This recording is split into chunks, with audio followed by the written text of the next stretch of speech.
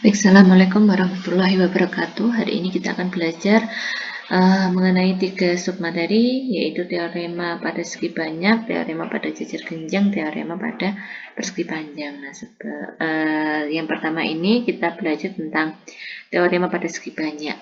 Yang pertama adalah teorema di sini ada dalam segi n dapat ditarik dari satu titik sudut, yaitu n-3 buah diagonal. Nah, di sini segi n itu bisa saja segi 3, segi 4, ya, segi 5, segi 6, dan seterusnya. Nah, misalkan kita lihat gambar 2.1. Di sini bisa kita lihat di sini adalah segi berapa? Yaitu segi 1, 2, 3, 4, 5, dan 6. Nah, dari segi 6 ini tentunya nanti dari satu titik sudut saja bisa mempunyai 6 dikurangi 3, ya, sesuai aturan ini berarti 6 dikurangi 3 yaitu sebanyak 3 buah diagonal. Misalkan kita lihat dari titik A ini. Dari titik A ini bisa kita lihat diagonalnya adalah AC, AD, dan AE. Kenapa AB dan AF itu tidak diagonal? Berarti kan AB dan AF ini tidak diagonal melalui titik A karena mereka adalah sisi pada segi 6 ini. Misalkan lagi contohnya dari titik B, berarti diagonal yang bisa kita tarik dari titik B yaitu BD, BE, dan BF. Untuk BC dan BA tidak diagonal karena BC dan BA itu adalah sisi dari segi banyak ABCDEF. Kemudian teorema yang kedua yaitu jumlah diagonal suatu segi n adalah setengah n kali n-3. Nah, kalau tadi rumus teorema yang pertama tadi dari satu titik sudut, ya terdapat n-3 buah diagonal.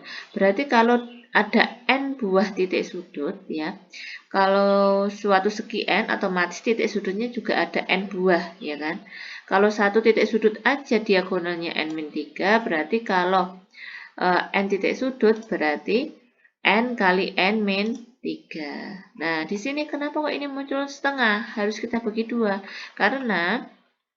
Oleh karena tiap-tiap terhitung 2 kali, misalnya dari A ke C sama dengan diagonal C ke A. Contohnya seperti ini, ya. Lihat gambar. Misalkan diagonal dari titik A yaitu ada AC, ada AD, ada AE. Diagonal dari titik C ada CA, kemudian CD, ada CA, CE, dan CF. Nah, tadi kan ada AC, ada CA. Nah, itu kan dia sama, sehingga kita bagi dengan 2. Karena AC dan CA itu sama, ya. Jadi bukan terhitung 2, tapi terhitung hanya satu saja. Seperti itu.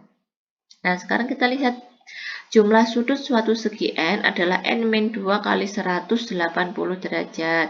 Pembuktiannya adalah, nah, ini kita punya segi berapa? Misalkan 1, 2, 3, 4, 5, 6, 7. Nah, ini segi 7 kan? Ya. Misalkan ini n buah atau segi n. Segi n ini kita ambil titik pusatnya, misalkan titik pusat P, kemudian kita hubungkan dengan masing-masing titiknya, ya. P-nya ini kita hubungkan dengan titik sudutnya. Berarti PA, PB, PC, PD, PE, PF, dan PG.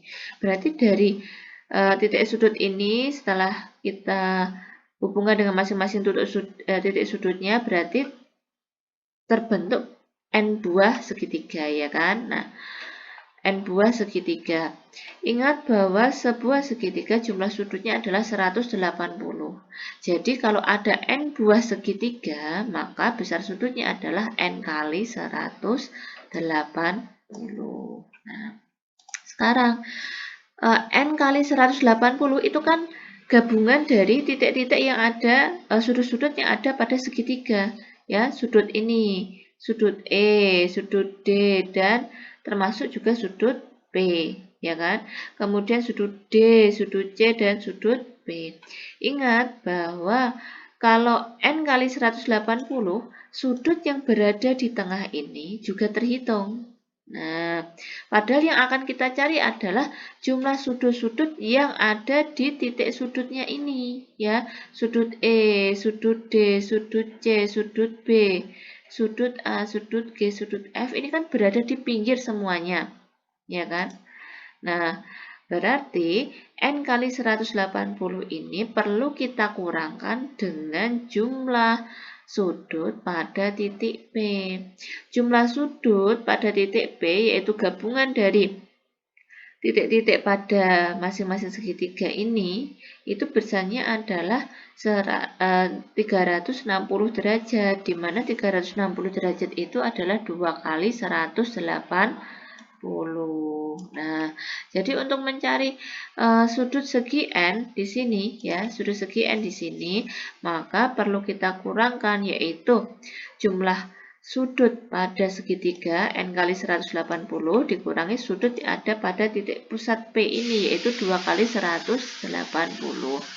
Nah, di sini sama-sama punya 180, berarti bisa kita keluarkan N-2-nya, berarti N kita keluarkan di sini, min 2 kita keluarkan, masukkan ke sini. Nah, ini kalau kita kalikan bersama, N kali 180 menghasilkan ini, min 2 kali 180 menghasilkan ini. Jadi, ketemulah rumus ini, ya.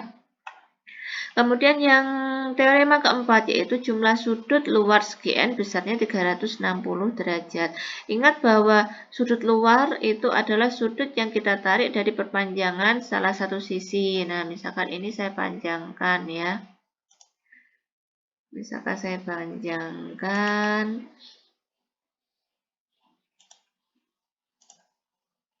Nah, misalkan ini saya panjangkan. Nah, sudut ini, ya, sudut yang saya misalkan ini sudut D yang berada di luar segi N ini namanya adalah sudut luar. Nah, jika masing-masing sisi ini kita panjangkan, kita buat sudut luarnya, ya.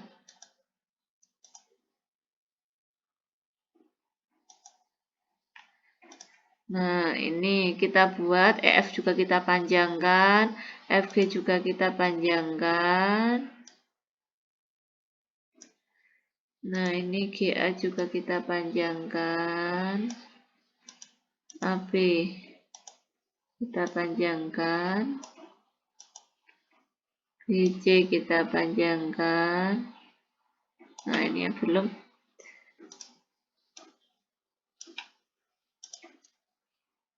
EF kita panjangkan. Nah, yang akan kita cari kan sudut-sudut yang berada di luar ini, ya. Sudut ini, sudut DE ini yang di luar, sudut DF ini yang di luar, sudut DG yang di luar.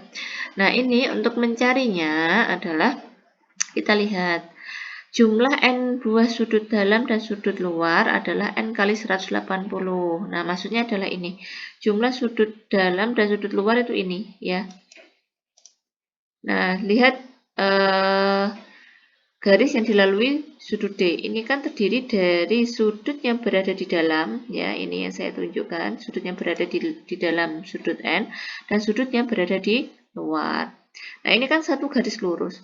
Berarti ini besarnya adalah 180 derajat, karena garis lurus. Nah, di sini ternyata ada N buah sudut lurus, ya, N buah sudut gabungan antara sudut dalam dan sudut luar. Nah, ini ada 1, 2, 3, 4, 5, 6, 7. Nah, ini kalau sisinya ada N buah, maka gabungan antara sudut dalam dan sudut luar juga ada N buah. Jadi, ini bisa kita tulis N kali 180 derajat. Kemudian di sini jumlah N buah sudut dalam saja adalah N-2 kali 180. Nah, ini dilihat atau didapatkan dari teorema yang sebelumnya yang kita cari tadi. Kemudian, perhatikan ini jumlah N buah sudut dalam dan N buah sudut luar. Kita kurangkan jumlah N buah sudut dalam, maka hasilnya akan menjadi N buah sudut luar. N dikurangi dalam kurung n-2, berarti n dikurangi n adalah hilang ya. Kemudian ini kan tidak ada angkanya, n-nya ya gabungan, berarti bisa aja kita tulis dengan n-0. Nah, di sini n-0, n dikurangi n, hilang, 0, ya, min 0 dikurangi negatif 2, sama aja min 0 plus 2. Ya, min 0 plus 2 hasilnya adalah 2. Nah, 180 derajat mengikuti, sehingga 2 kali 180 derajat sama dengan 360 derajat, terbukti. Nah, kita bisa membuktikan suatu teorema menggunakan teorema-teorema sebelumnya. Nah, baik, terima kasih atas perhatiannya. Ini untuk materi teorema pada segi banyak.